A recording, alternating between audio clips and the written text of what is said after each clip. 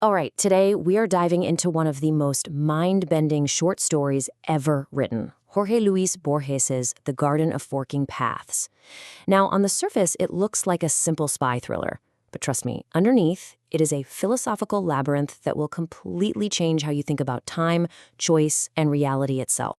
Just think about that for a second. The job you didn't take, the person you didn't start a conversation with, that road you decided not to travel. What if those weren't dead ends? What if in some other reality, another version of you is living out that exact choice right now? This isn't just a fun thought experiment. For Borges, it's the very fabric of the universe. And here we get the key right from the man himself. He just completely tosses out our most basic assumption that time is a straight road from A to B. Instead, he says, no, picture it as a maze, a sprawling, endless garden where every single possible path exists all at once. This one idea is the engine that drives this entire incredible story. Okay, so let's officially step into this maze. For this first part, we're going to have to leave our familiar, linear idea of time at the door and get comfortable in Borges' strange and fascinating new world. So on the left, you've got our normal, everyday reality, linear time. You make a choice, and bam, the other options are gone. Your life is a story with just one ending. But over on the right is forking time. Here, every decision doesn't close doors. It opens up entirely new hallways in the labyrinth. All possibilities are real. Your life isn't just one story. It's a whole infinite library of them. But, why do we cling so tightly to this idea of a single timeline? Well, Borges suggests it's kind of a psychological defense mechanism, a mercy. I mean, can you imagine if you could actually feel the weight of every single other possibility? You'd be totally paralyzed. The regret for paths you didn't take, the hope for what might have been, it would be crushing. Linearity is the simple story we tell ourselves just so we can get through the day. Okay, now let's see how this concept builds. For Borges, this whole idea of infinite time isn't just some abstract theory. No, he gives it a physical form, a mysterious, completely impossible book. This is the story's central metaphor, and it's brilliant. There's this character, Cui Pen, who wanted to write a novel. But instead of picking just one plot, he decided to write every plot. At every single point a character could make a choice, the book literally branches off, exploring all of those outcomes at the same time.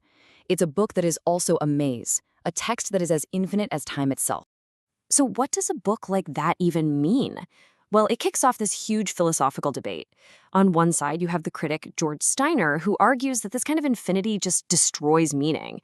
I mean, if every possible story is told, then no single one feels special, right? But on the other side, you've got Roland Barthes, who says the exact opposite. Infinity sets meaning free. The author's control is gone, and you, the reader, get to create your own path through the story. So who's right? Well, Borges kind of gives us the answer himself with this just incredible line. He's not interested in being some dictator telling you what the one true meaning is. His goal is to be an architect, to build something so complex and so fascinating that you want to come back to it over and over, finding brand new paths and new meanings every time you visit. Okay, so we have these massive, brain-breaking ideas about infinite time and meaning. How on earth does Borges make them feel real and tangible? He wraps them inside a tense, ticking clock spy thriller. So let's look at the chilling plot that brings all these ideas to life. Our main character is a spy, Yu Tsun. He has one critical piece of information, the name of a city that needs to be bombed, and he has to get that message to his superiors. The problem? Every normal way of communicating is completely blocked. He needs a message that cannot be stopped, cannot be censored, and cannot be misunderstood. He needs an act that is totally, completely irreversible. And his plan is, it's just terrifyingly cold and rational. Let's walk through it. 1.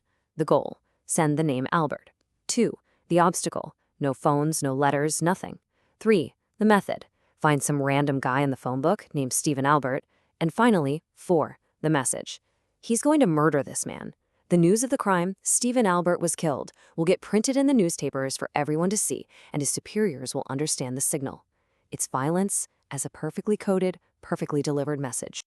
And as the philosopher Slavoj Žižek points out, the really horrifying part isn't just the murder. It's that the plan succeeds. The message gets through. The course of the war is changed. Borges forces us to look at a world where, when language fails, violence can become an obscenely efficient form of communication.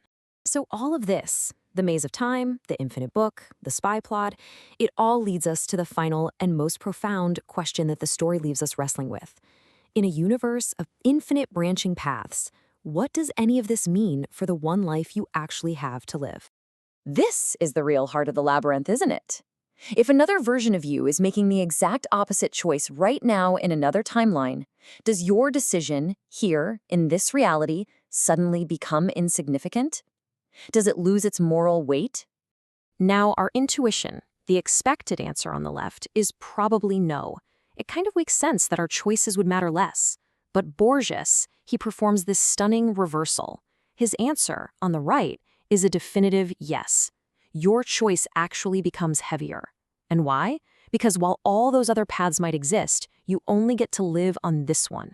You are solely responsible for the consequences in the one reality you inhabit. And this is the story's final, powerful takeaway.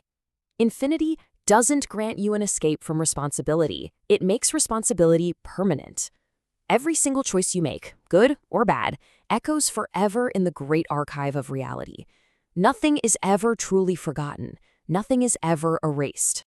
And so, Borges leaves us here, standing at a crossroads. The garden itself is infinite, sure, but our own journey through it is singular. You don't get to take comfort in the other versions of yourself who chose differently. You have to live with the choices made on this path and this path alone. The story isn't some cosmic puzzle to be solved. It's a mirror, and it's asking you a very direct question. In the one life you actually get to experience, which choices will you stand by?